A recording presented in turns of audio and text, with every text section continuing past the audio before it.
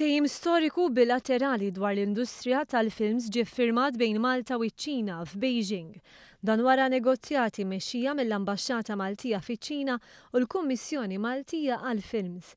Il-ftehim ta' koproduzzjoni huwa t-tieni wieħed tal-pajjiżna wara wieħed simili bejn Malta u l-Kanada.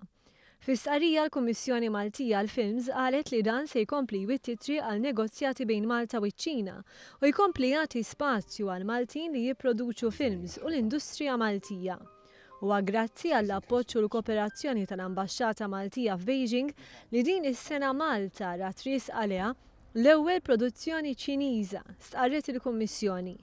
Il-film kien miġbud f'Malta u se jkun qed jiġi muri aktar tard din is-sena.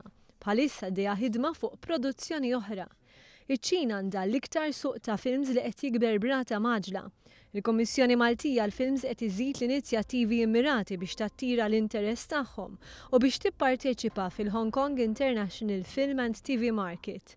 Kampanja straordinarja ta' marketing b'dan il-mod il-Ministru Edward Zamit Lewis iddeskriva l-fatt li film miġbud Malta f'ambjent Malti u b'xeni mill-isbaħ ta' pajjiżna ikun muri fiċ-Ċina. Żied li produzzjonijiet bħal dawn iservu biex juru l-versatilità ta' Malta bħala post ideali għal films u dan għandu jħajjar production houses oħra.